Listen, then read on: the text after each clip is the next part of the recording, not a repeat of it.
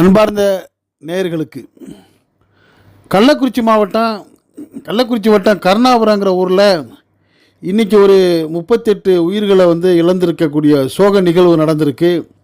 இது இன்றைக்கி தமிழ்நாடு மட்டும் இல்லாமல் இந்தியா முழுக்க பேசப்படக்கூடிய பொருளாக இருக்குது. காரணம், அங்கே ஒரு கள்ளச்சாராயத்தை அவங்க குடித்ததோடைய விளைவு, அதில் அளவுக்கு அதிகமாக ஏதோ ஒரு கெடுதலான ஒரு மெத்தனால்ங்கிற ஒரு பொருள் கலந்ததுனால அவருடைய உடல் உறுப்புகள் எல்லாம் பாதிக்கப்பட்டு பலரும் உயிரிழந்திருக்காங்க. 100க்கும் மேற்பட்டவர்கள் சிகிச்சைக்காக பல மருத்துவமனைகளில் அனுமதிக்கப்பட்டிருக்காங்க. கள்ளக்குறிச்சி, பாண்டிச்சேரி, சேலம், விழுப்புரம்னு சொல்லி பல இடங்களில் அனுமதிக்கப்பட்டிருக்க நிலையில் இது மிகப்பெரிய வேதனையை உண்டாக்கி இருக்குதுக்கு காரணம், இப்படி இந்த தவறான ஒரு பொருளை உபயோகப்படுத்தின மக்களெல்லாம் கூலி தொழிலாளிகளாகவும் ஏழைகளாகவும் இருக்கிறாங்க. அதனால் இவங்க அந்த டாஸ்மாக்கு போய் கூடுதலான காசு கொடுத்து வாங்கி சாப்பிட வசதி இல்லாமல் இப்படி அவங்க விலை மலிவுங்கிறதுனால இதை வாங்கி குடித்து அவங்களுடைய பொன்னான உயிர்களெல்லாம் இழந்திருக்காங்கங்கிற ஒரு வருத்தமான செய்தி வருது. இப்படிப்பட்ட நிலையில் இதை அரசியலாக்குறதுக்கு பலரும் முயற்சி பண்ணி வர்றாங்க. ஆளுங்கட்சியாக இருக்கக்கூடிய மாண்புமிகு மு.க. ஸ்டாலின் அவர்கள் மேலே இந்த பழியை எப்படியாவது போட்டு விடுவோமாண்டு எல்லா அரசியல் கட்சிகளும் முயல்றது தெரிய வருதுன்னு சொல்கிறாங்க. இந்த செய்தி கிடைச்ச உடனே மாண்புமிகு முதலமைச்சர் அவர்கள் அந்த இடத்துக்கு 3 அமைச்சர்களை அனுப்பிச்சு உடனடியாக அந்த மக்களுக்கு தேவையான உதவிகளை செய்ய சொல்லி அனுப்பிச்சிருக்கிறாரு. அந்த வகையில் ஏவா வேலு, மா சுப்பிரமணியம், உதயநிதி ஸ்டாலின் போன்றவர்கள்லாம் போயிருக்கிறாங்க. அங்கே இருந்த மாவட்ட நிர்வாகத்தில் உள்ளவங்களும் காவல்துறை நிர்வாகத்தில் உள்ள பலரும் மாற்றப்பட்டு இருக்கிறாங்க. இது மாதிரி ஒரு நிகழ்ச்சி இனிமேல் நடக்க விடமாட்டேன் அப்படின்னு சொல்லி மாண்புமிகு முதலமைச்சர் அவர்கள் உறுதிமொழி ஏற்று அதற்கான களப்பணிகளில் ஆய்வு செய்திருக்க நிலையில் இந்த வழக்கை சிபிசிஐடிக்கு மாற்றியிருக்கிறாங்க.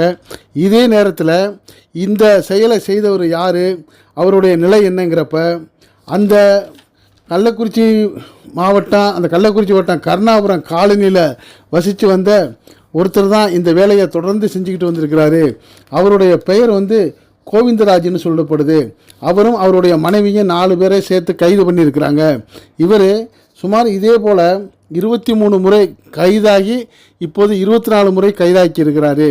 இவருடைய வளமையாக இவர் இந்த கள்ளச்சாராயம் காய்ச்சறதும் அதை பொதுமக்கள் கண்டுபிடிச்சி போலீஸில் சொல்கிறதும், போலீஸு கைது செய்து உள்ளே இவர் அடைக்கிறதும், சில நாட்களில் வெளியே மறுபடியும் இவர் அவருடைய வேலையை ஆரம்பிக்கிறது தான் வாடிக்கையாக வந்திருக்கு.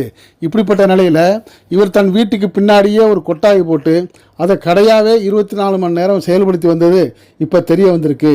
இந்த நிலையில் மாண்புமிகு முதலமைச்சர் அவர்களை நீங்கள் பதவி விலக வேணும்னு சொல்லி எடப்பாடி பழனிசாமி அவர்கள் இதை அரசியலாக்க முயற்சி பண்ணுறாருன்னு சொல்லி சில நடுநிலையாளர்கள் சொல்கிறாங்க. இது போன்ற ஒரு கள்ளச்சாராய இறப்புகள் பல கட்டங்களில் எல்லாருடைய ஆட்சியிலையும் நடந்திருக்கு. கலைஞர் கருணாநிதி அவர்கள் ஆட்சியிலிருந்து, எம்ஜிஆர் ஆட்சியிலிருந்து, ஜெயலலிதா ஆட்சியிலிருந்து, எடப்பாடி பழனிசாமி அவர் ஆட்சியிலிருந்து, இன்றைய மு.க. ஸ்டாலின் அவர்கள் ஆட்சி வரைக்கும் இது நடந்திருக்கு. இதுவரைக்கும் இது போன்ற நிகழ்ச்சிக்காக யாரும் பதவி விலகினதாக சரித்திரம் இல்லை.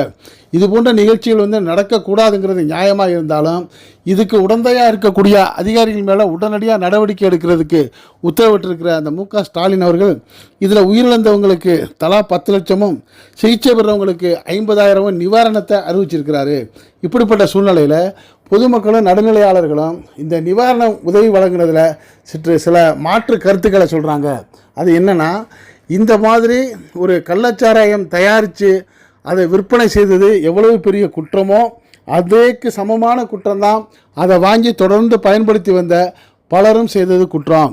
இப்படிப்பட்ட நிலையில் இந்த குற்றம் செய்த அதை வாங்கி பயன்படுத்தியவங்களுக்கு ஊக்கம் கொடுக்குற மாதிரி அவர்களுடைய இந்த இழப்புக்கு இவ்வளவு பெரிய நிவாரணத்தொகை கொடுக்கறது எந்த வகையிலையும் பொருத்தம் இல்லை. இவர்கள் என்ன ஒரு போருக்காகவோ அல்லது நாட்டை காப்பாற்றவோ ஒரு இந்திய எல்லையில் நின்று போராடியா உயிர் துறந்திருக்கிறாங்க. அரசால் தடை செய்யப்பட்ட ஒரு பொருளை குற்ற நடவடிக்கைக்கு உட்படுத்தப்பட்ட ஒரு பொருளை இவங்க வாங்கி அதை விற்கிறவரை ஊக்கப்படுத்தி அவரையும் ஒரு பெரிய வியாபாரியாக்கி நூற்றுக்கணக்கானவங்க அதை பயன்படுத்துறது. காட்சியவர் எப்படி குற்றவாளியோ அதே போல் பயன்படுத்துகிறவங்களும் குற்றவாளி தான். இப்படிப்பட்ட குற்றவாளிகளுக்கு இவ்வளோ பெரிய நிவாரணத்தை வழங்குறதுனால மற்றவர்களுக்கும் இது ஒரு துணிச்சல் வந்துடும்.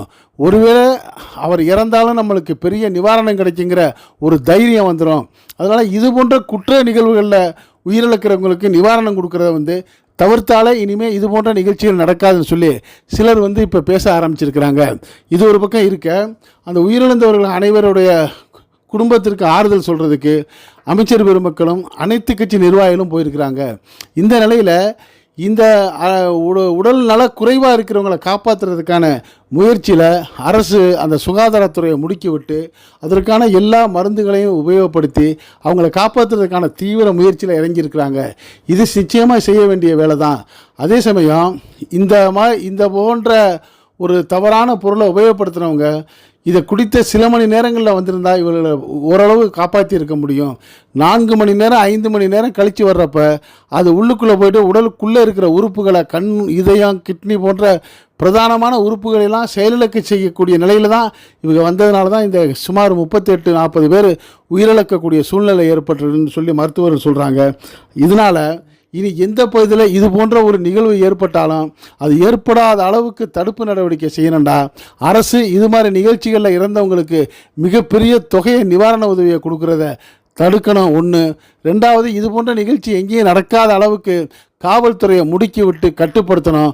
3வது, இந்த மாதிரி குற்றச்செயல்களுக்கு உடந்தையாக இருக்கிறவங்களுக்கு கடுமையான தண்டனை வழங்கணுங்கிற கோரிக்கையில் தான் நீங்கள் நடுநிலையாளர்களும் மக்களும் பேசிக்கிறாங்க. இது பற்றிய உங்களுடைய கருத்துக்களை இந்த கமெண்ட் செக்ஷனில் கமெண்ட்ஸ் பண்ணுங்கள். இந்த செய்தி பிடிச்சினா இதுக்கு ஒரு லைக் கொடுங்க. இதே போன்ற அரசியல் செய்திகள் உடனுக்குடன் உங்களுக்கு வந்து சேர நம்ம அரசியல் 1000 சேனலுக்கு சப்ஸ்கிரைப் பண்ணாதவங்க சப்ஸ்கிரைப் பண்ணுங்கள். மறக்காமல் பக்கத்தில் இருக்க பெல்லைக்கானை கிளிக் பண்ணுங்கள். என்றும் இந்த கள்ளக்குறிச்சி விஷச்சாராய சம்பவத்தில் பாதிக்கப்பட்ட உயிரிழந்தவர்களுக்கும் பாதிக்கப்பட்டவர்களுக்கும் நம்ம இந்த சேனல் மூலியமாகவும் ஆழ்ந்த இரங்கலையும் ஆறுதலையும் தெரிவித்துக்கிறோம்.